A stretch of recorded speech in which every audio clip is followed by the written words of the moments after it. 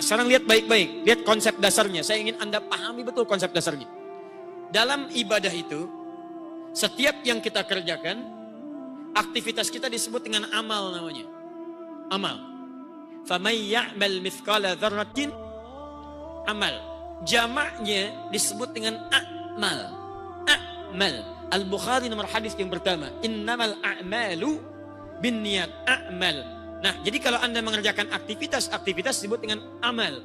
Jamaknya a'mal. Nah, amal ini ada dua. Bisa amal soleh, bisa amal salah. Amal soleh disebut dengan amalun salih. Quran surah 103, jamaknya solihat. Wal as innal insana lafi illa alladzina amanu wa amilus solihat. Amal salah disebut dengan sayyi'un, jamaknya sayyi'at. Quran surah keempat ayat 17 sampai dengan 18. Innamat taubatu 'alallahi lilladzina ya'maluna su'a bijahalatin.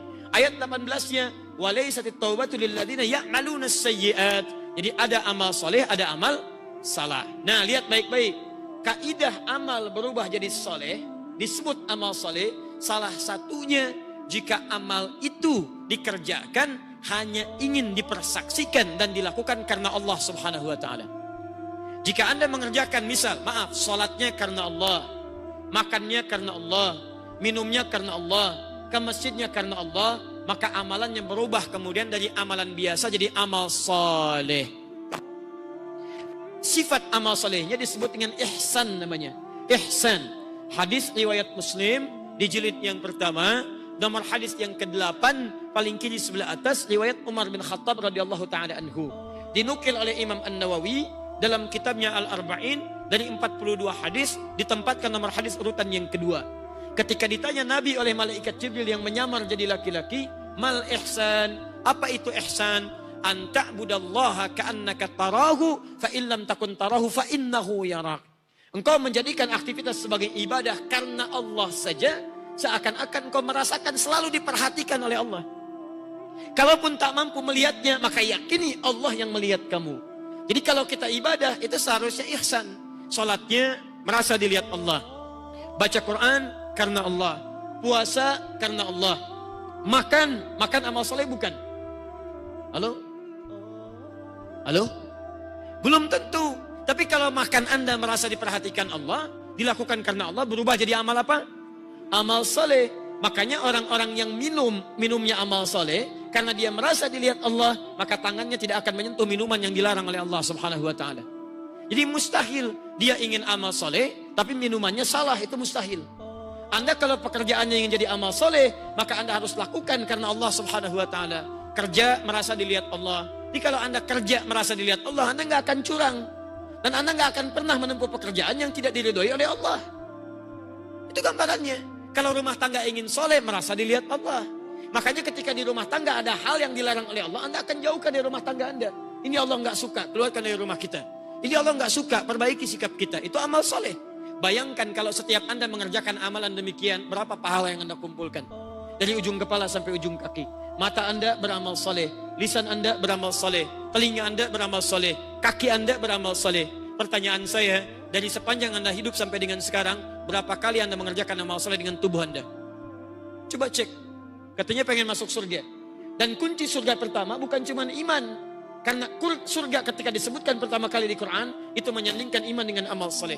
Quran surah kedua Al-Baqarah ayat ke-25. Paling kanan sebelah atas. وَبَشِّرِ الَّذِينَ آمَنُوا وَعَمِلُوا الصَّالِحَاتِ وَبَشِّرِ الَّذِينَ آمَنُوا. Berikan kabar pada orang-orang beriman. Apa cukup beriman? Tidak. Wa plus imannya membantu dia untuk mengerjakan wa amilus solihat, amal soleh. Anna lahum jannatin tajri min tahtihal anhar. Pada orang beriman dan pelaku amal soleh berpeluang mendapat kabar gembira masuk surga dia. Ada orang belum meninggal sudah diberikan kabar gembira Anda akan masuk surga. Padahal Anda belum meninggal. Lihat kalimat Qurannya, wa basyiril, berikan kabar gembira, basyir kasih kabar. Jadi ada orang masih hidup dapat kabar gembira dari Allah Subhanahu wa taala bahwa Anda akan masuk surga. Annalahum jannatin tajri min tahtihal anhar. Siapa orang ini? Syaratnya dua. Jadi kalau Anda ingin dapat kabar gembira dengan surga, mau masuk surga? Yang mau boleh angkat tangan. Perhatikan ya. Perhatikan baik-baik. Bukan hanya mau Allah tawarkan jaminan surga pada Anda sebelum Anda wafat. Bahkan jadi kabar gembira. Apa syaratnya? Cuma 2. 1, perhatikan. Beriman kepada Allah. Amanu. 2, wa amilus salihat. Kuatkan iman.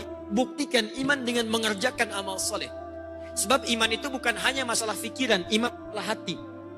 Dan setiap yang ada di hati butuh pembuktian. Cinta itu masalah hati, bukan cuma masalah akal.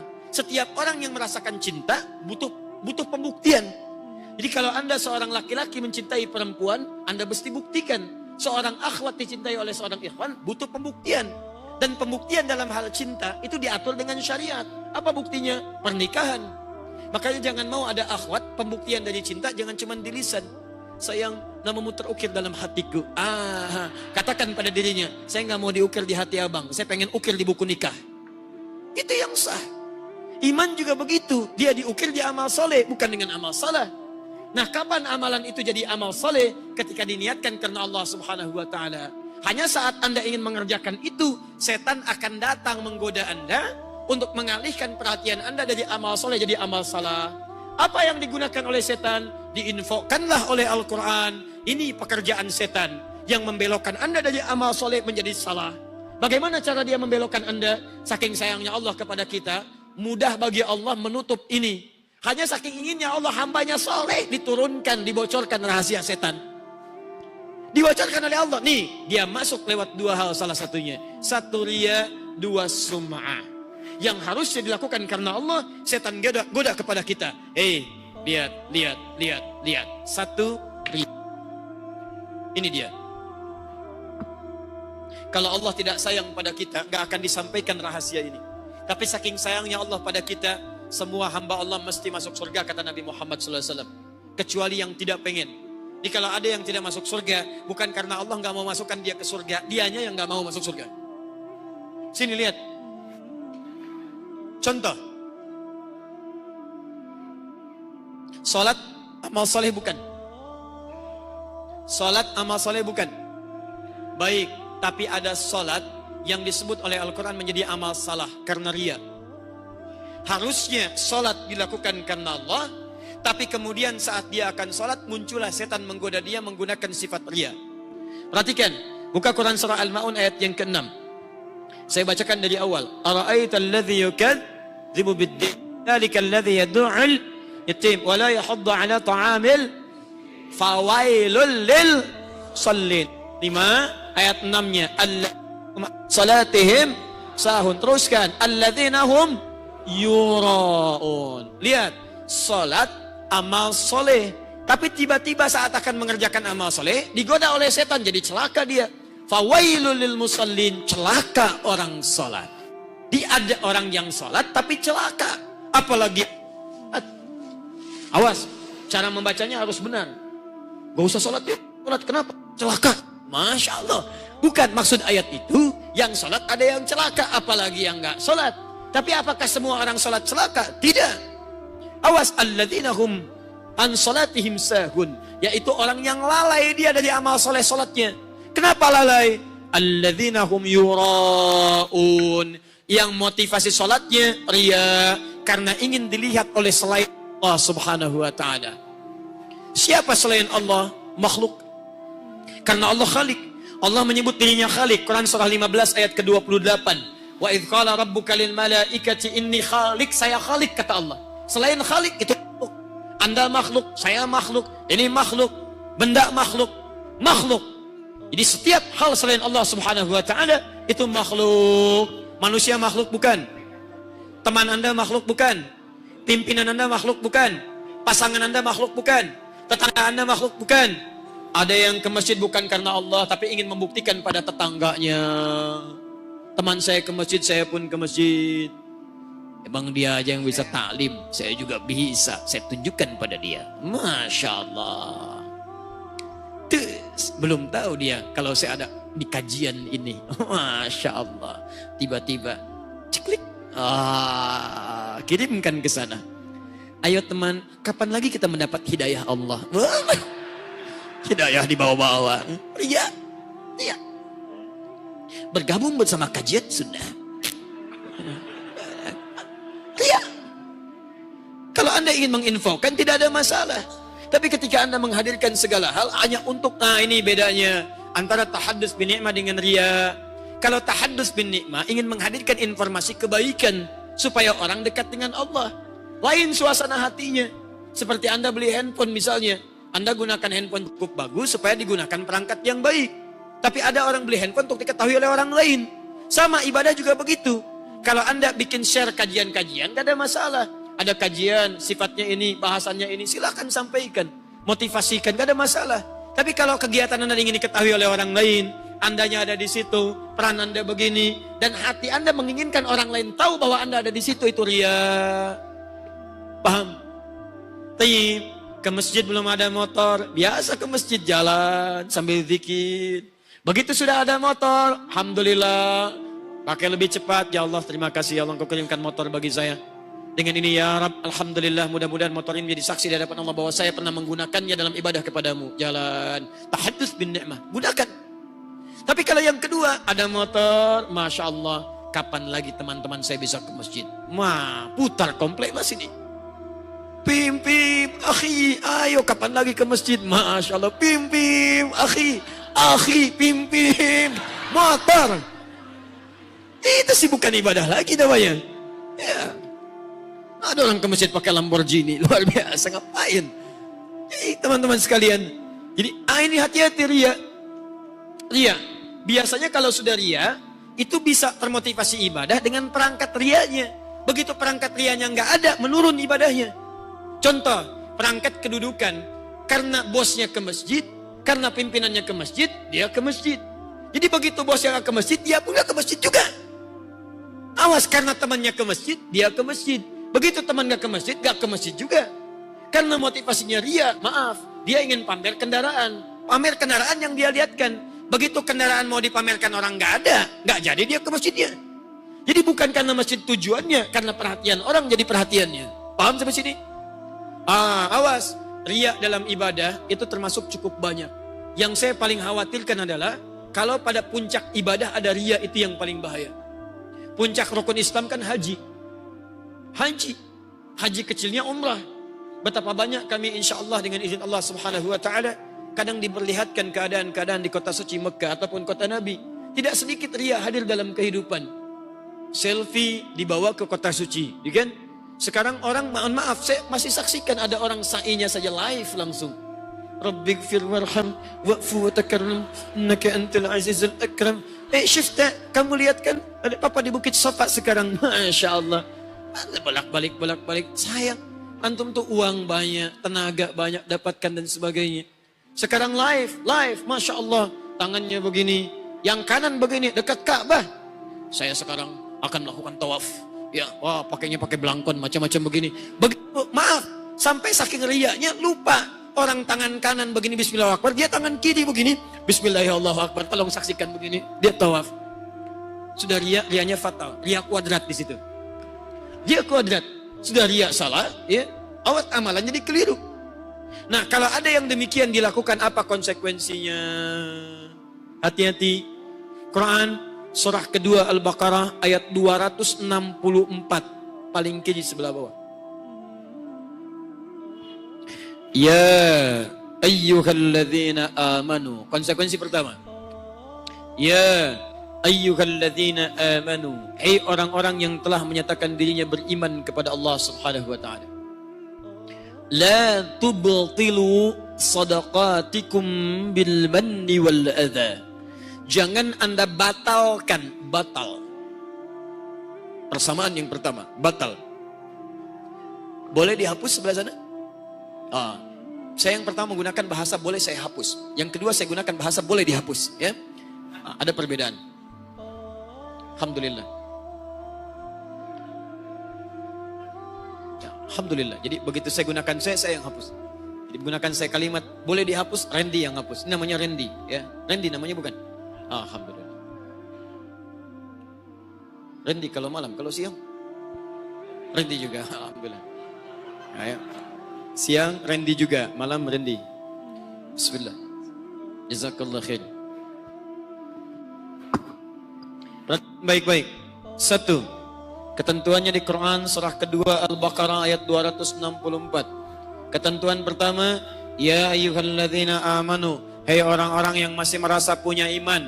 Kalau enggak merasa punya iman, gak usah dipikirin. Karena ketentuan ini hanya yang berlaku bagi yang punya iman. Kalau Anda merasa punya iman, berarti ayat ini berlaku bagi Anda. Kalau enggak merasa punya iman, gak usah ribut. Dan gak usah menyoal ayat ini, karena Anda siapa? Baik ya, teruskan sini. Aturan pertama, la tubtilu, jangan dibatalkan. Jangan dibatalkan shadaqatikum, semua kebaikan amal soleh yang pernah Anda tenun. Dalam bahasa fikih, setiap kebaikan nama umumnya disebut dengan sedekah. Jamaknya sedaqat. Salat masuk sedekah, zakat masuk sedekah, baca Quran masuk sedekah. Jadi sedekah itu nama umum. Semua jenis kebaikan. Dalam bahasa fikih istilahnya kullu ma'rufin sedekah. Setiap yang ma'ruf namanya sedekah. Makanya zakat ketika dikeluarkan disebut sedekah. Quran surah 9 ayat ke-60. Innamas sadaqatu lil fuqara wal masakin, dan seterusnya ayat. Quran surah 9 ayat 103. Khudz min amwalihim sadaqah. Ambil sebagian dari zakat mereka, dari harta mereka untuk zakat, itu sedekah. Nah sekarang ada orang yang batal sedekahnya. Maaf, hajinya batal, umrohnya batal, salatnya batal, zakatnya batal. La tubtilu shadaqatikum bil manni wal adza, dengan mengerjakan perbuatan yang merusak amalan dan mengganggunya. Apa itu? Maaf, kalladzi yunsiku malahu ria'an nas, riya. Seperti orang infak. Contoh, infak dimasukkan sedekah di sini. Di infak sedekah, zakat sedekah, salat sedekah, haji sedekah. Quran kasih contoh satu saja di antara amalan soleh. Seperti orang infak tapi riya. Riya bukan karena infaknya, karena riyanya. Jadi kalau ada seseorang berinfak kemudian disertai dengan riya, maka riya yang dimaksudkan satu, membatalkan infaknya. Batal. Persamaan selanjutnya, kasih contoh yang lain. Ini kan infak. Salat. Salat yang riya, salatnya riya, batal salatnya. Haji yang riya, batal hajinya. Umrah yang riya, batal umrahnya. Kalau salat batal, awas, diulang atau tidak? Kalau salat batal, ada pahalanya atau tidak? Ya namanya batal, dihapuskan. Gugur, gak diakui. Gak diakui. Infak yang batal. Kami membuka peluang infak Bapak Ibu sekalian. Insya Allah dalam kesempatan Jumat nanti kami akan edarkan kotak. Ini tempat masjid, tempat wudhu bisa berpisah dengan tempat hadas dan sebagainya. Bisa. Begitu disampaikan, Masya Allah, mulai kotak diedarkan. 1 lancar, 2 lancar, 3 lancar. Yang keempat,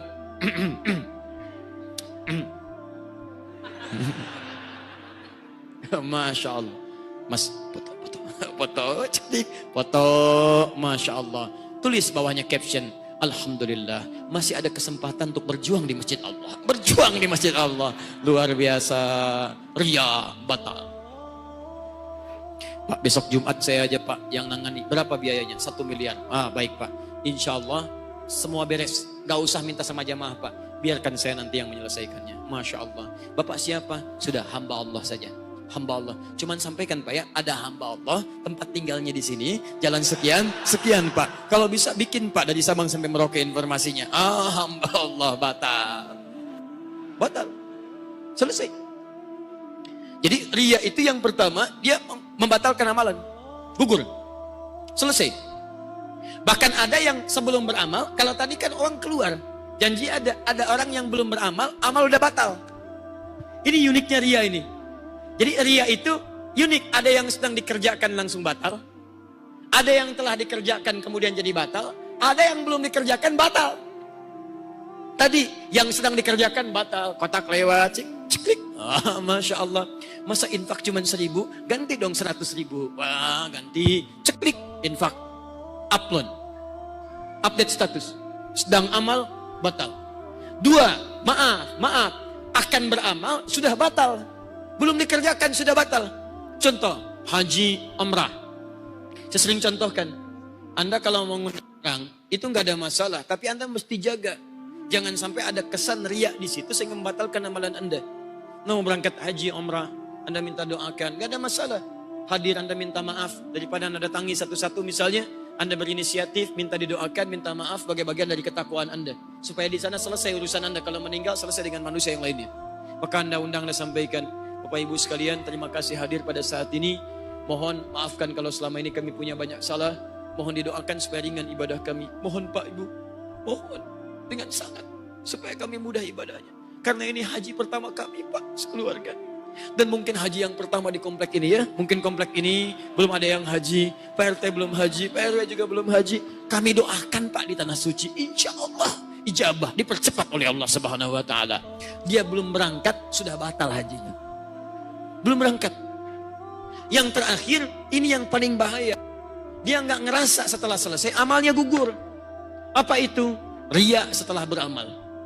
Dan ini kadang-kadang halus setan mainnya. Dibiarin dulu dia tuh. Bangun masjid nyumbang hamba Allah, bukan yang tadi. Hamba Allah 1 miliar, nggak usah Pak, nggak usah diungkap, nggak usah diumumkan. Pokoknya sudah, kalaupun mau disampaikan sebutkan tadi hamba Allah, ada sumbangan dan tertutup semuanya ini. Tuliskan hamba Allah, nggak ada yang kenang tuh. Tiba-tiba 20 tahun kemudian sudah punya cucu, jalan dengan cucunya. Lihatlah masjid itu, cucunya indah sekali. Kata cucunya, "Kek, bagus ya masjid itu, indah." Kata kakeknya, tiba-tiba setan masuk dengan berita. Itu dulu 20 tahun lalu. Padahal jelek masjid itu. Cuman kakek bantu, kakek kasih 1 miliar tuh jadi bagus seperti ini. Wah. Tahun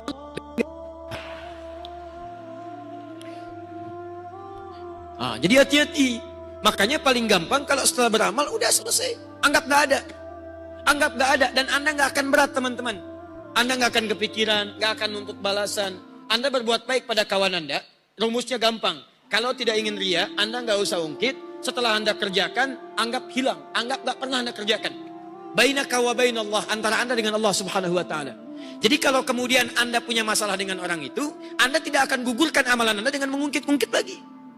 Anda pernah bantu kawan Anda. Kemudian Anda mengharap imbalan dari situ. Atau saat bersamaan Anda kurang lepas di situ, Anda bantu. Begitu Anda punya masalah, Anda keluarkan lagi.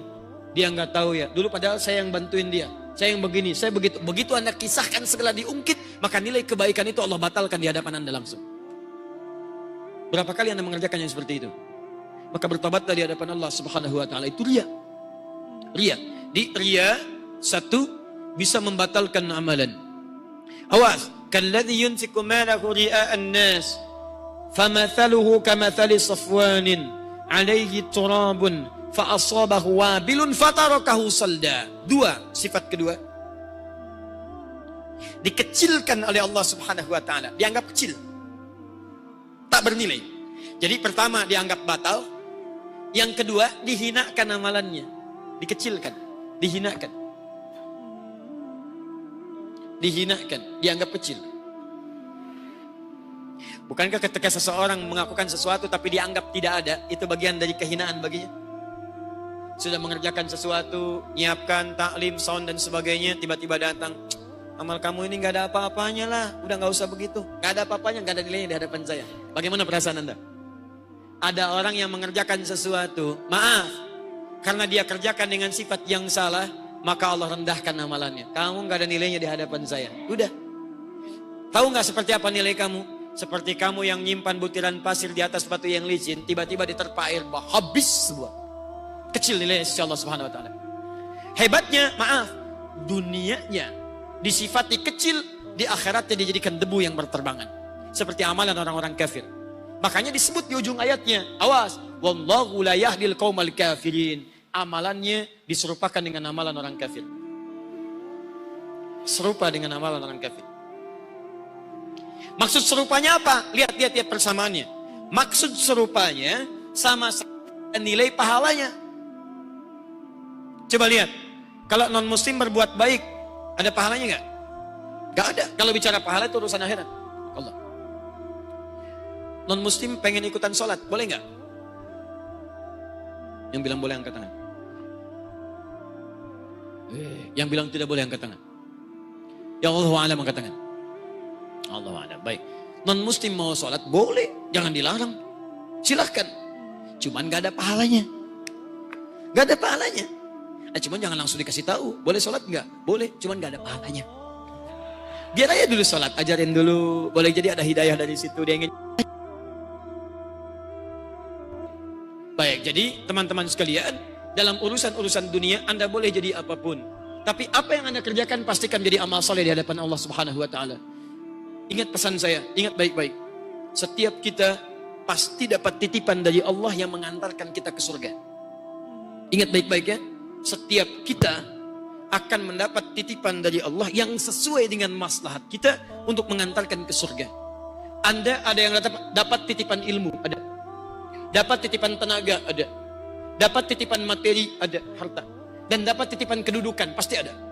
Dan itu sudah komplit, di Qur'annya ada. Tokoh positifnya ada, tokoh negatifnya ada. Zaman nabinya ada, sahabatnya ada. Dengan tenaga Bilal bin Rabah. Dengan pengetahuan Ali bin Abi Thalib. Dengan harta benda Uthman bin Affan. Kan ada lagi, ada Umar bin Khattab radhiyallahu ta'ala anhu. Ada kalimat-kalimat yang lain, ada sahabat yang menyebar di bumi. Tolong pulang ke rumah. Anda merenung baik-baik sebelum Allah wafatkan Anda semua.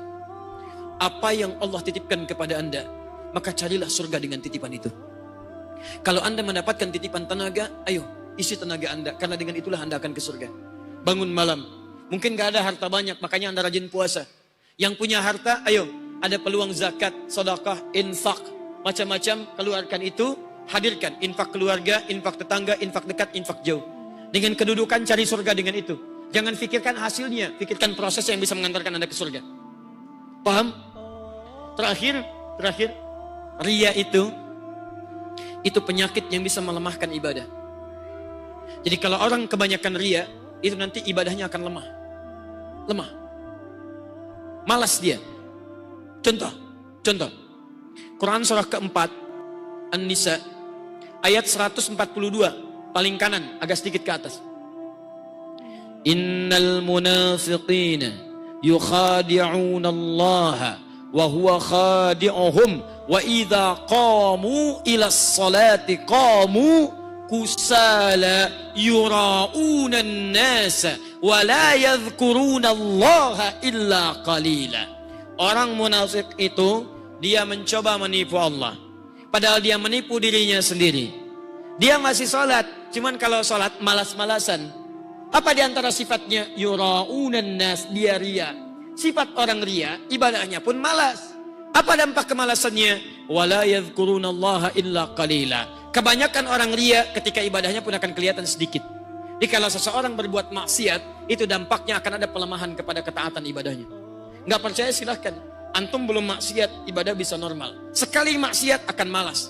Mata antum pakai maksiat, maka mata ini akan sulit melihat yang taat. Kalau Anda mata susah ngelihat Quran, coba cek sehari ini Anda mata digunakan lihat apa saja. Lisan Anda sulit baca Al-Quran, cek sehari ini lisan dipakai mengucapkan apa saja. Sampai ke ujung kaki. Paham kalimat ini? Baik, karena itu saya tutup dengan kalimat terakhir. Ya, Syekh Adz-Dzahabi kemudian memberikan gambaran firman Allah di Quran surah ke-18 Al-Kahf ayat 110. Saya tutup halaman 9 di pertengahan ada tanda kurung ayat Quran. فَمَنْ كَانَ يَرْجُو لِقَاءَ رَبِّهِ فَلْيَعْمَلْ عَمَلًا صَالِحًا وَلَا يُشْرِكْ بِعِبَادَةِ رَبِّهِ أَحَدًا. Ini ayat tentang larangan riya.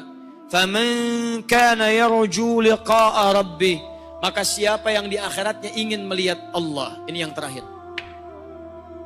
Siapa yang ingin melihat Allah, jadi di akhirat nanti kita bisa berjumpa dengan Allah Subhanahu wa taala.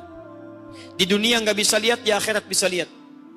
Ayatnya ada di Quran surah 75 penegasannya, ayat 22 sampai 23. Wujuhu yawma idzin nadhirah. Di akhirat nanti ada wajah-wajah yang begitu berbinar, gembira luar biasa.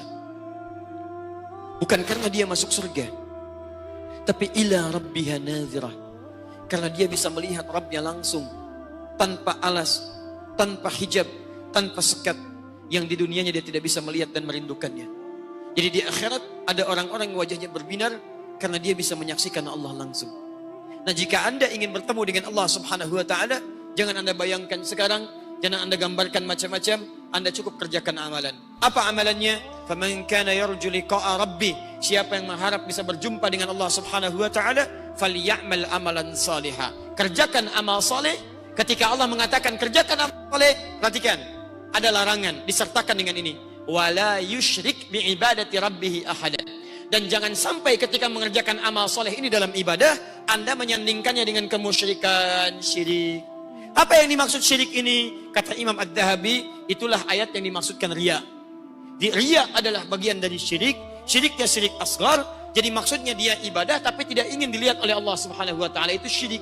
Kalau ada orang syirik dalam ibadahnya, maksudnya riya dalam urusan ibadah, sum'ah dalam urusan ibadah, maka yang keempat, dia tidak akan pernah berjumpa dengan Allah Subhanahu wa taala. Tidak berjumpa. Kalau di dunia tidak berjumpa dengan Allah, wajar dan gak usah khawatir, cuman sementara, meninggal selesai. Tapi kalau di akhirat berjumpa dengan Allah, kan tidak ada meninggal lagi, abadi sifatnya. Jadi kalau ada orang di akhirat tidak berjumpa dengan Allah, maka selama kehidupan berlangsung abadi, gak akan pernah sudi Allah menatapnya.